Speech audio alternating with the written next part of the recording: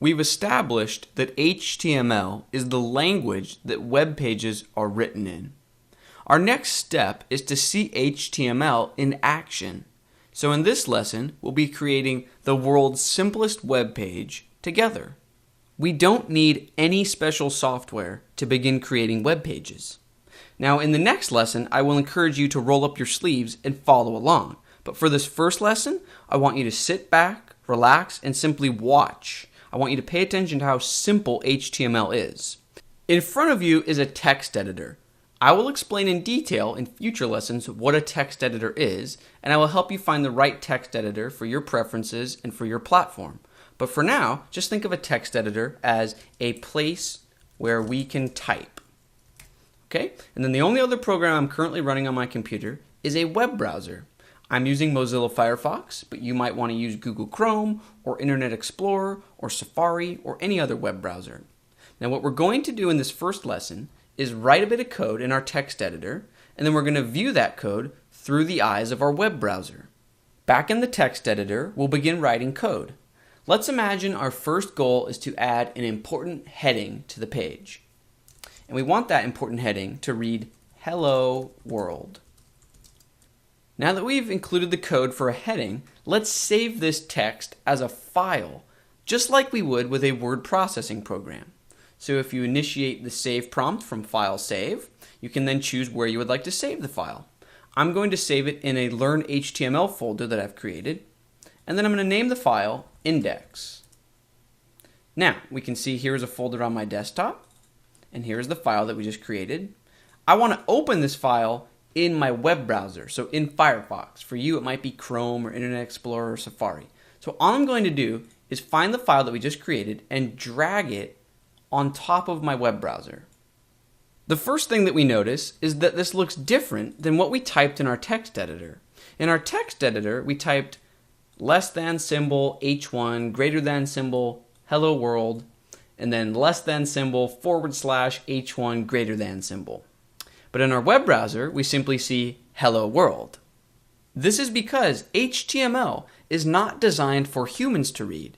It's designed for web browsers to receive and then render a web page, and then humans can read the web page that it outputs.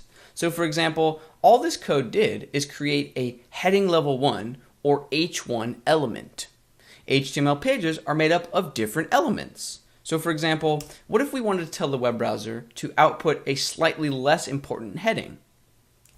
H2. And we can include any text that we'd like. So we can say, "Hello world" again.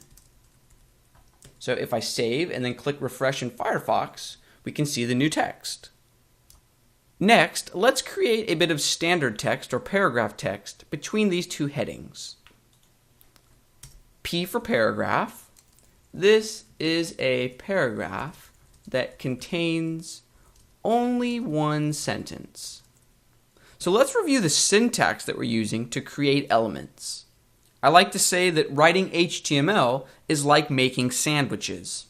So you can see that this is the start tag, and it's essentially a piece of bread. This is the end tag, and it's another piece of bread. So that leaves the peanut butter and jelly or the meat or whatever we want to include in the sandwich in between the two slices of bread. So let's review the syntax for the bread slices. This is the less than symbol.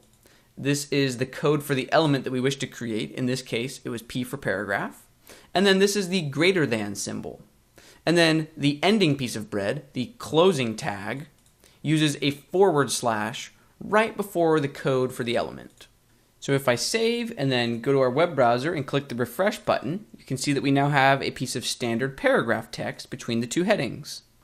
If you recall from earlier, I mentioned that our goal was to create the world's simplest web page, and I think we have achieved that. So we have a heading, a bit of standard text, and then a smaller heading. Let's review what we've learned in this lesson. We've learned that we simply type code into a text editor and then save that file as an HTML file that our web browser can then load, and that's what creates a web page. We learned how to create an element. An element is simply a start tag, a bit of content, and then a closing tag. We learned that there are different element types at our disposal that we can use to give semantic meaning to our page's content. In this first lesson, we only saw 3 different element types in action: heading level 1, paragraph, and heading level 2. Now obviously there's a lot more to the web than headers and paragraphs. We will learn about all of the different HTML elements throughout this course, but there's no sense in trying to memorize all of them in the first lesson. The key concept for this lesson is that HTML is a language used to describe content. We give different types of content their own different and semantically chosen labels. Now before we go any further, it is important to note that HTML is not for adding style to pages. This means that we should not use HTML to control the color of text, the size of text. We should not use HTML to assign background colors, or background images, or padding, or margin, or borders, or anything else that is a matter of design preference. HTML is for content. It's how we describe our content and give it semantic meaning.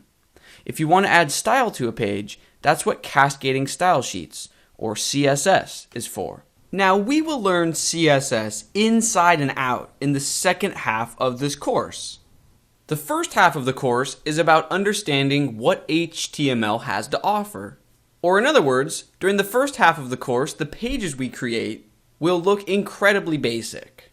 And once we have a rock-solid understanding of HTML, or in other words, halfway through the course, we will begin learning CSS in order to add the design to web design. So currently, let's stay focused only on HTML. In our next lesson, I'll encourage you to roll up your sleeves and get some hands-on experience. So you'll basically be doing what we just did in this lesson.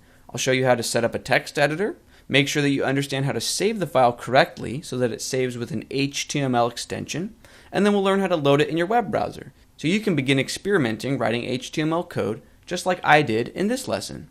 I think that'll be a lot of fun, so I'll see you in the next lesson.